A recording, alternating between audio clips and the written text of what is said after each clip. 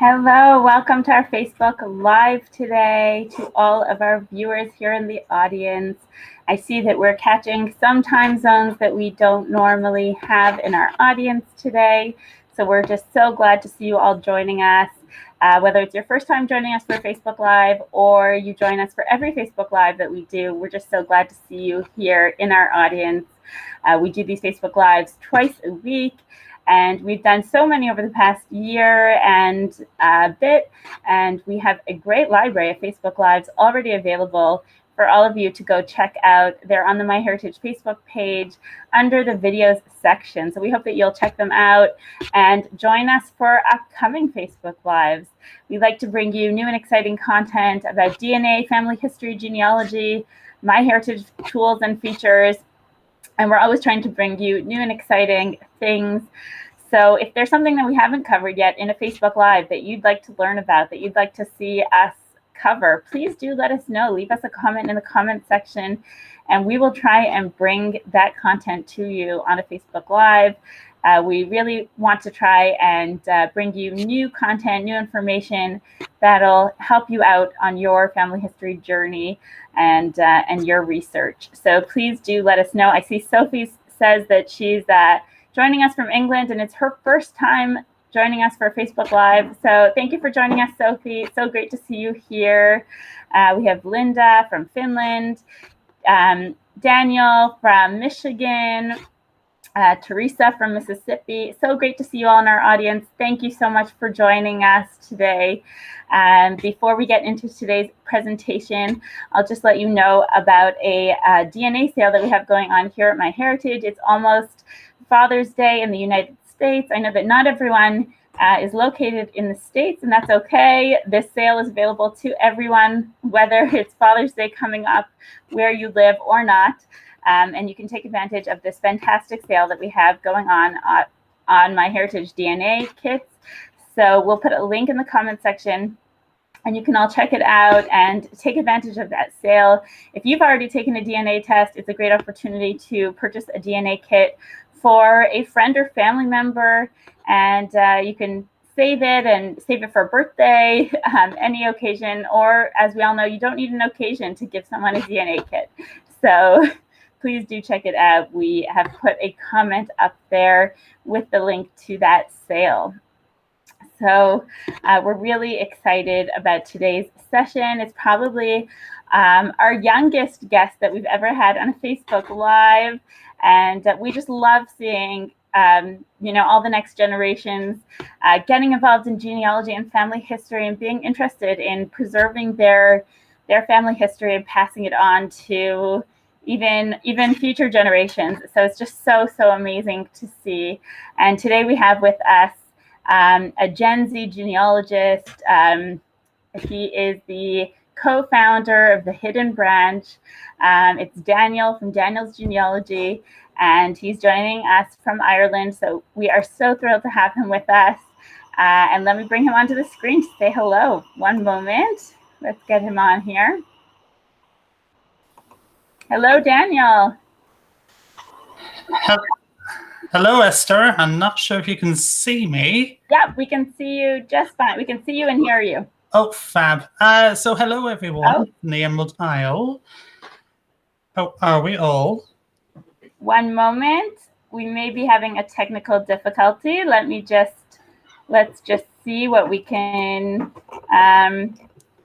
let's see. Oh, yeah, we can see you. We're all good. You sure? Hello? Not sure. I hope you can see me. I mean, I can only see Esther on my screen, so hopefully it's working. So hello, everyone from the Emerald Isle. How are we all? As you can tell, this is my first live presentation, so I am not used to this. It's only been... I'm here now.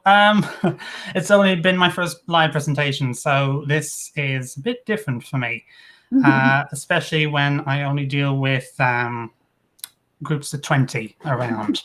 So yeah.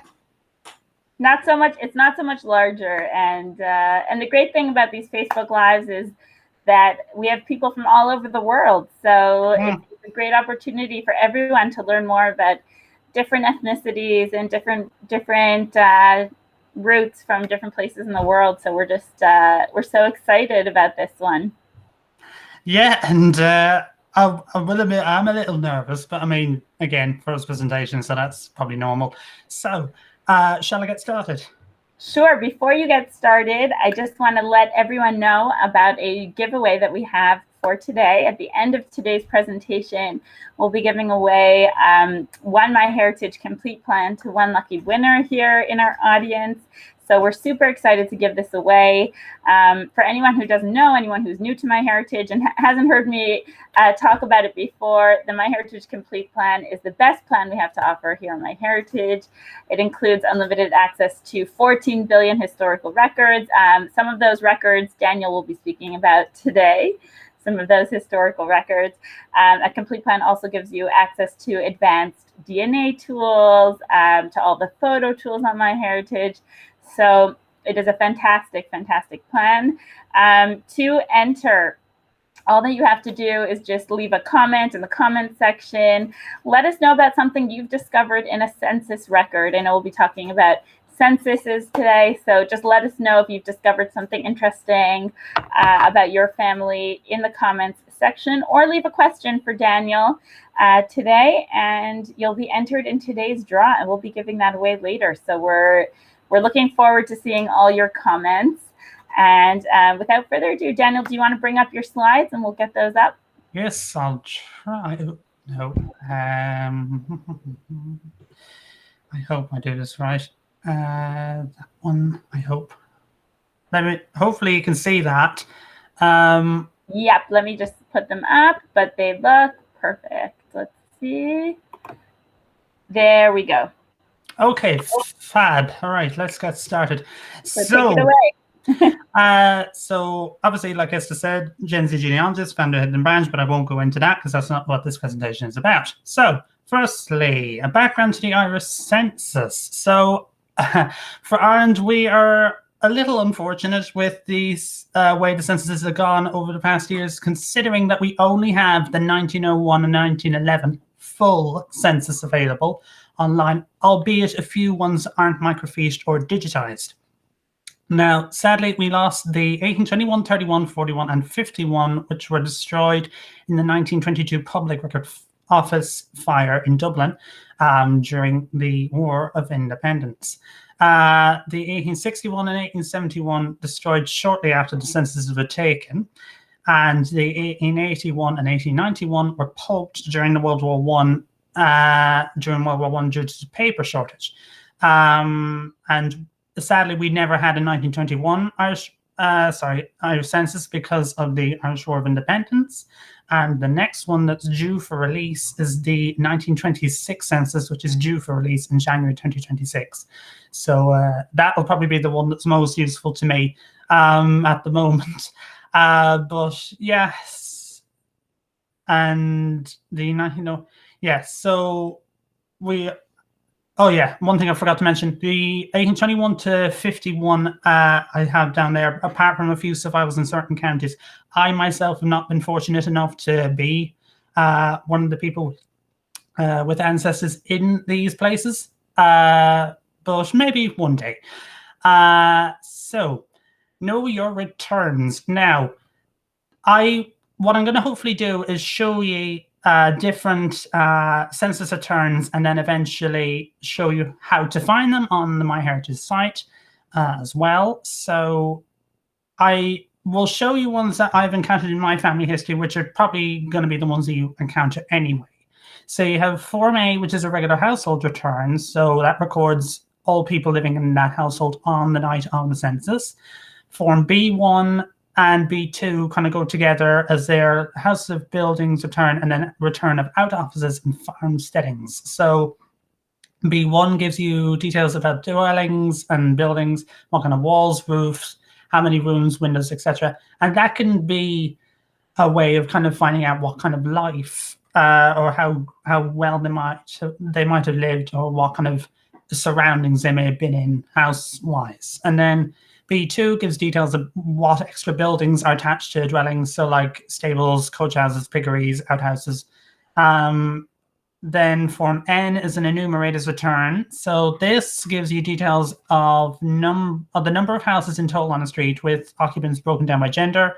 Form also includes religious details, denominations present, so Roman Catholic, Protestant, and any other ones.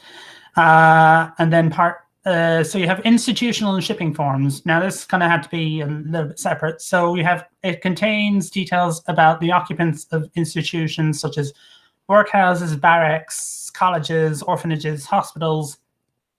And if sometimes, especially I've encountered this in the asylum returns, the names of the occupants are indexed in initial forms. So if you went searching for them, if you kind of say you went looking for a John Whelan, for example, you might have to look for a JW. But the only thing is you may have to have quite a lot of detail to find them if you are to confirm, right, this is my John Whelan, or anything like that. You'd need to have a good bit of detail armed. And then I touched on this previous slide, some entries are not digitized due to not being microfilmed, so therefore they are not online.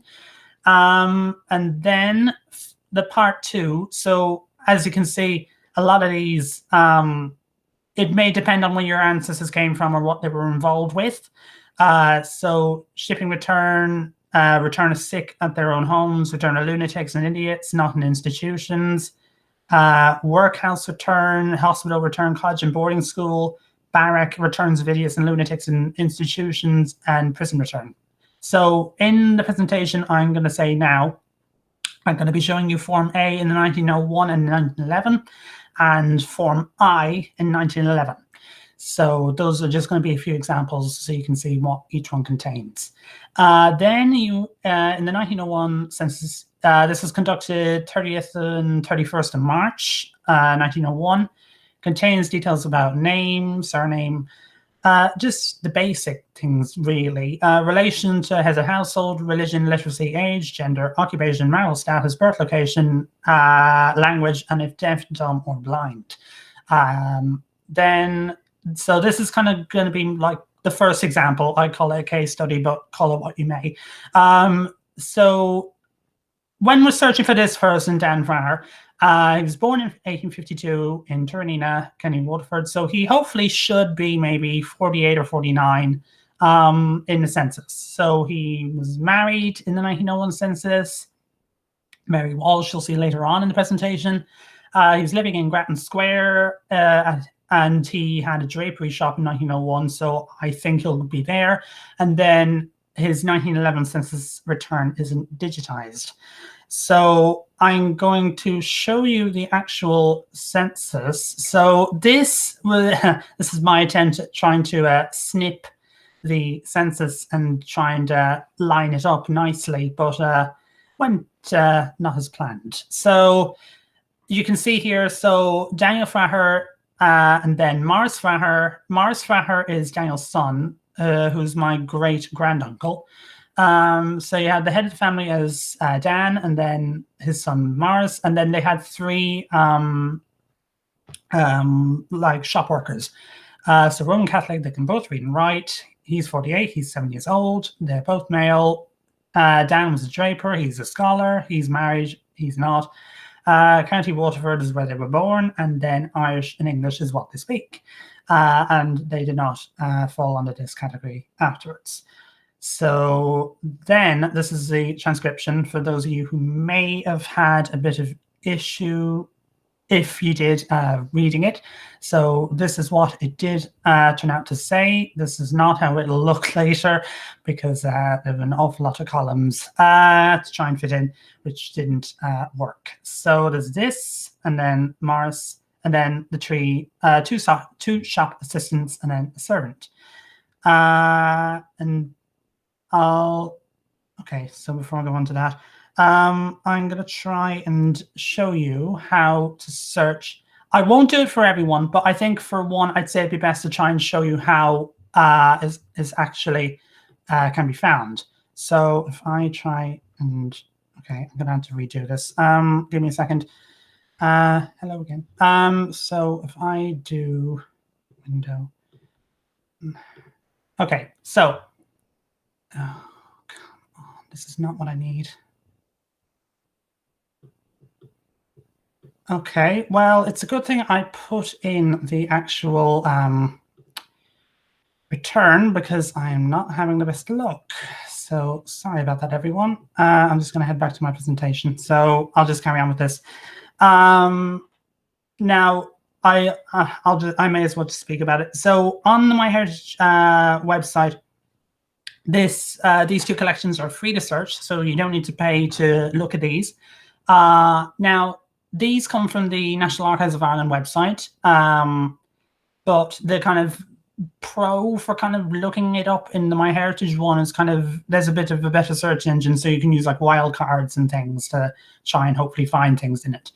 And then you can, if you kind of know a relative location, you can look it up with that. So 1911 census conducted on the 2nd of April 1911. It contains details about the name, surname, relationship, essentially everything that was in the 1901 census, just to cut down the talking out. Here we go. And then the bits that are in bold, italic, and underlined, just to emphasize what's different, were in the 1911 census, which kind of makes it my preferred one to try and find, but weren't in 1901. So it tells you how many marriages, how many years the marriage has been happening for. I can't talk today. And then how many children are born alive and how many children are still living, which can also help you to try and work out how many people you manage to find to try and track down, because you're essentially giving a story back and trying to connect them back to the thing that is your family tree and remember them. So this, I said you'd see later on. Mary Farrar, that's Dan's wife, born in 1865 in Mooncoin, County Kilkenny. She should hopefully be about 46 in 1911. They married in 1892. She was institutionalized approximately 1898, so she doesn't show up in the 1901 that I can find.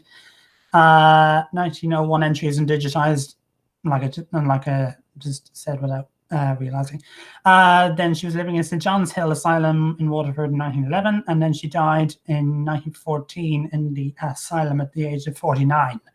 So this is her return. Hopefully you can read this. So, and hopefully you can see my mouse here as well. So M. Farrar, like I said, it does kind of bring a little bit of the initial form into it. So like I said at the start, if it was like John Whelan, it'd be J.W. In this case, thankfully, they put in the surname, which was Farrar. So M. Farrar is what she went in as. So she was Roman Catholic. She could read and write. She was 45 years old. She was a housekeeper, married. And this actually helped me find another child, this return here. So total children born alive, she had 3. I only knew about 2, my great-grandmother and her brother. And then my great-grandmother and her brother are the ones that are still alive. So I'm still trying to find the other brother, which I hopefully will at some point.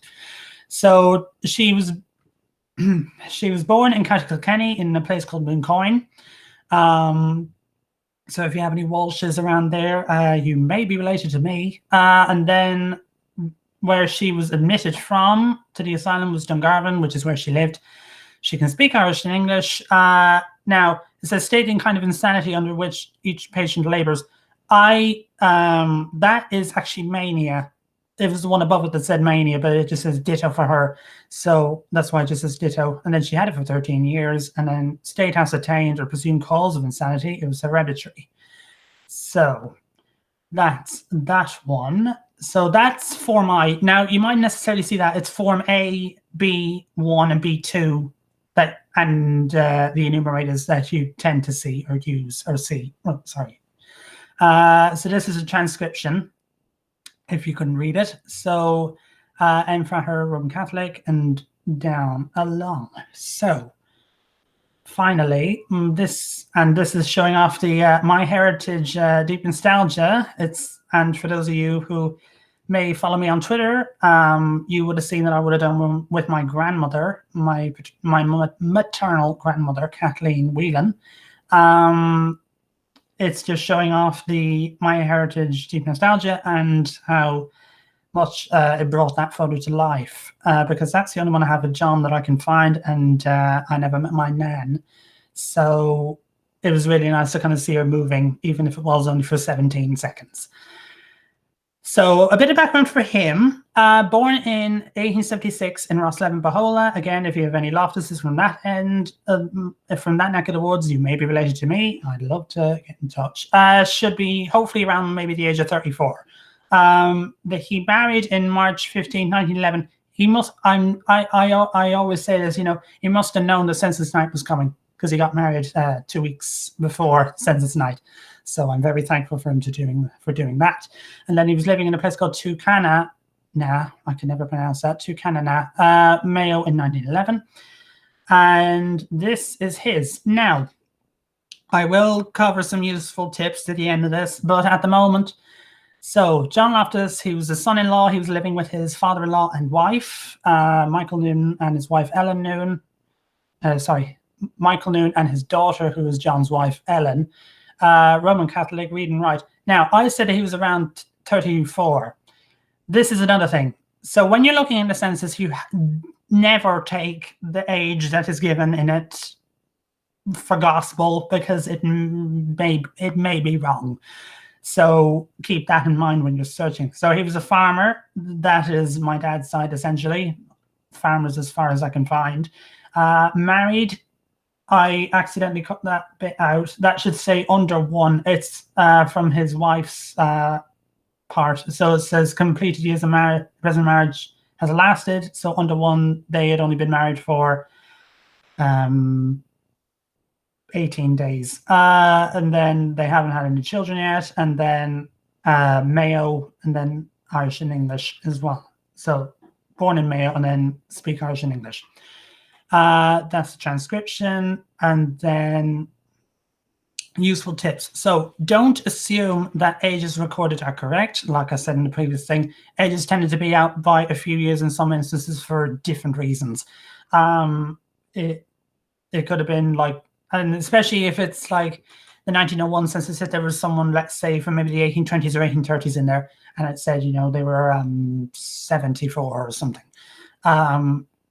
Don't take that as the actual age, because the meaning of age kind of with people kind of relying on it didn't really affect them back then. It was kind of, the attitude was, oh, you didn't really need to know my age, or, I'm around the age of 75, or they may have just given an approximation. So try different variations of the person's name. They could always been mistranscribed or listed under a nickname. There was one instance I dealt with fairly recently where someone was living with their child, and it was a girl, and the transcription said that the person's name was Isaac. But upon further inspection of the census return, it was actually Grace. So mistranscriptions do happen. It's human error. So do take that into account as well. Now, in Ireland, we have these places called the Gaeltacht, which are Irish-speaking. So if an ancestor tended to lived in there, there's one in Dungarvan, I know for sure, possibly one in Galway. I'm having brain freeze, so I can't remember. So if they were living in the Gaeltacht, which is an Irish-speaking area, they could have been listed under their Irish name. And I always use this example, John Whelan. The Irish for John is Sean, and the Irish for Whelan is O'Fealon. So, and I have seen it happen when I was helping a few friends of theirs. I have seen, it wasn't their ancestor or their relative. It was someone in that same census century who was listed under their Irish form of the name. And then the O was not always recorded.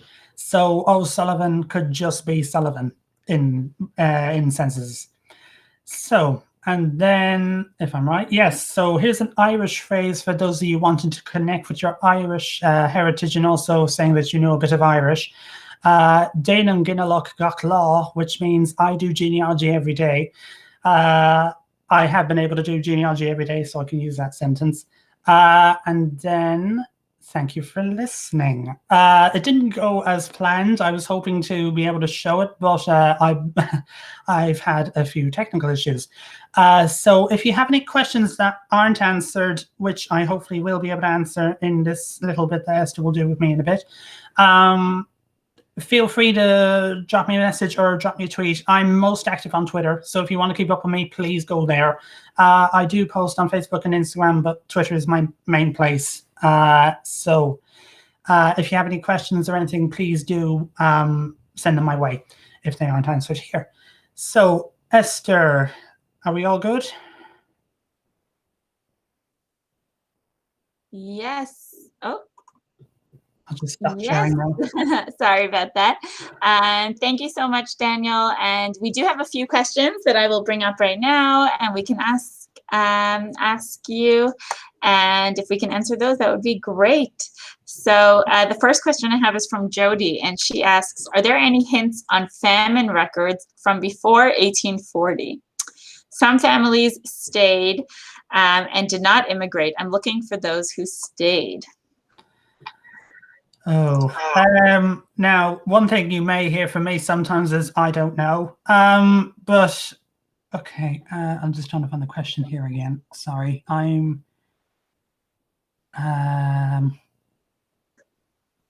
can't seem to find it. Sorry. No problem. Here, let me put it up on the screen there so that you can see it. There we go.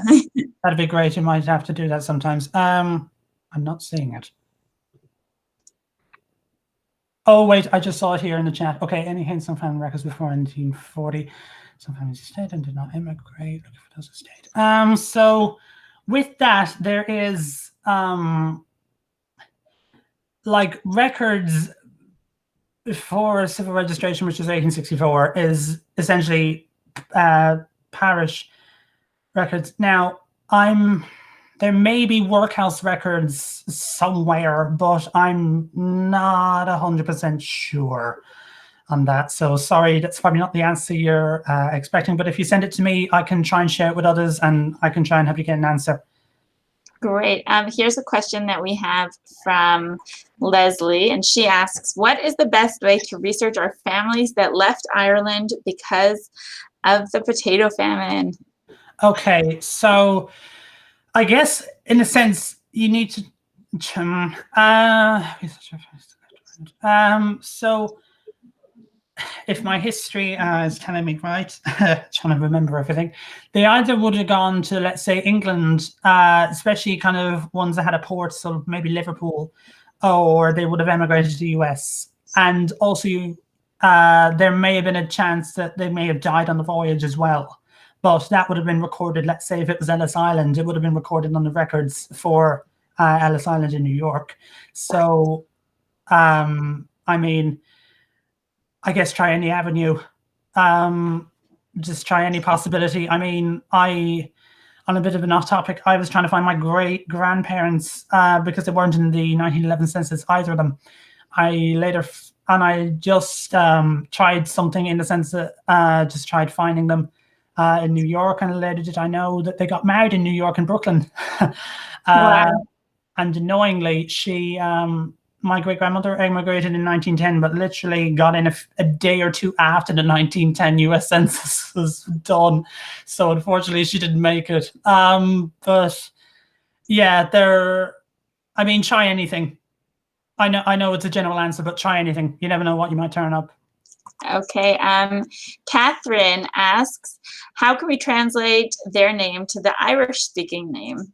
Okay, well, there'll be plenty of stuff online for this, but like Sean is John, Moira, M-A-Father-I-R-E is Mary, and then I'm just trying to think of any other ones. Like I guarantee it, there'll be plenty of material online for like Irish translation of English names, and it might not happen as much as you think, but that may be the reason why you might necessarily be able to find it in the census.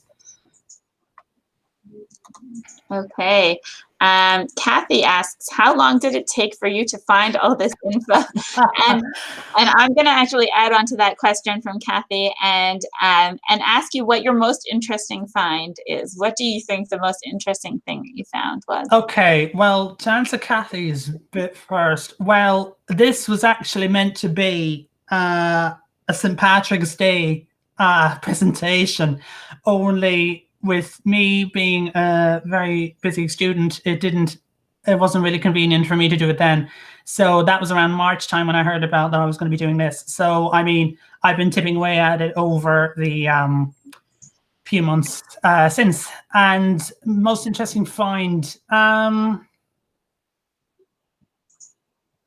say it was kind of, you know, trying to find. Okay, it won't really sound interesting, but it was kind of like a brick wall for me. My great grandfather, Pax Whelan, who was the son-in-law of Dan and Mary, who I covered in the presentation. They were he lost his mother in 1899 when he was about 8 or 9. So he didn't have kind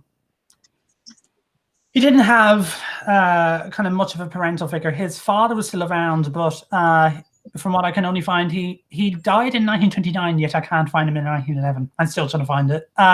So in 1901, he was a plumber, which sounds interesting. And then in 1911, his 3 sons, Edmund, Michael, and Patrick, Pax is his nickname, but they were kind of living on their own. So I found it interesting that the 3 of them kind of moved out and they weren't kind of living with the parents. And I know that might sound a bit weird, kind of thinking, well, they're adults, they can move out. But I found one where a daughter was kind of in their 30s and they were still living with their parent. So, I mean, I thought it was interesting, but that's just me. Yeah, and I loved what you said earlier. I think that a lot of people can relate to when you said you were lucky that they got married just 2 weeks before the census. And I think that, you know, that's something that we can all relate to when we talk about census records, is that a lot of it is just luck. You know, are they included in that census, or did you only get a view of them 10 years down the line? And I think that that's what genealogy is all about, I guess, luck and just being able to find the right information with the right details. So I definitely related to that, and I think a lot of people in our audience for sure did as well. Sorry, Esther, just a thought in there. Sorry, I just saw Leslie's follow-up. Sorry, Leslie, I just saw your bit in now. I meant in Ireland, they came to the USA, but I can't find them in Ireland. My info is based on people as to where they from. So, I mean, I guess if you can try and work out kind of where they came from, and like if you go to johngrenham.com and if you type in the surname, it might, if it doesn't give you a specific place as to where they came from and anything, like if on the census of the US it said Ireland, I mean, you may be able to get a rough idea as to where they came from, and then you may just have to try and go down all avenues from there. Sorry for only seeing that now and probably not for understanding your question the first time. Yeah. Okay, and we received just so many fantastic comments throughout this Facebook Live. And before we get to our winner of today's MyHeritage Complete Plan, I'll just read out a couple of the entries that we received, just some nice ones. I see Linda wrote here, I found out my grandmother's name wasn't Esther or Essie, it was Abby Estelle from her birth certificate. So that's really a great discovery. Dawn said, I discovered my grandmother's name was Lillian Del McJimsey, not Della McJimsey. So I guess often, you know people by nicknames, and it could be like that for generations, and then you never really knew what their first name was without those nicknames. So that's definitely something that we can find out in census records. Absolutely. And I mean, like, another thing is, if they were like Patrick on the birth cert, they might be, Pat spelt with 1 T or 2 T's, like their name might have been shortened. There's that as well. And then, I mean, I'm trying to think of an example on the spot. There was one, I think I remember, I mean, I think there was I think it was like a grandaunt of mine or something. We always kind of knew her by Delia, but no matter how hard I tried finding her in anything, her real name's actually Bridget Agnes. So Bridget is another version of Delia. So that's another thing. Try other variants of names if they aren't showing up with the one that you anticipated them with. Yeah, that's great advice. I see. Let's see. Chris wrote, I found my greats and family in a gold mining township after being told I wouldn't find them because of the 1906 earthquake in San Francisco. So that's a lot of really fantastic discoveries here, comments that were left from census records. So, and I'm sure that everyone now will take, Daniel will take all your advice and and bring it back to Irish Census Records on MyHeritage. So thank you so much. And we'd like to do the giveaway now to one special winner. They get a MyHeritage Complete Plan, the best plan we have to offer at MyHeritage. So we're really thrilled to be able to give this away. And our winner today is Marnie Watkins. And Marnie wrote to us and she said, I found out that my great-great-grandfather was a brick maker in Essex and made some of the bricks for Buckingham Palace. So that's really an incredible census discovery, Marnie, and a great one. Congratulations. We hope that a MyHeritage Complete Plan will help you continue that research and discover even more incredible things about your family and where they come from. So we'll be in touch with you through private message to claim your prize. So now, Daniel, thank you so much for joining us today. You wouldn't be able to tell this was your first online presentation at all. So Oh, I think you kind of would have noticed. But yeah, if anyone has any questions I didn't answer, please direct them to me. I'll try and answer them if I can. And we'll put a link to your site as well in the comment section so everyone can check that out. Thank you so much for joining us. To everyone in our audience, thank you so much for joining us today. And we hope to see you all at our next Facebook Live. So have a great day, everyone. Thank you. Thanks, everyone. Bye.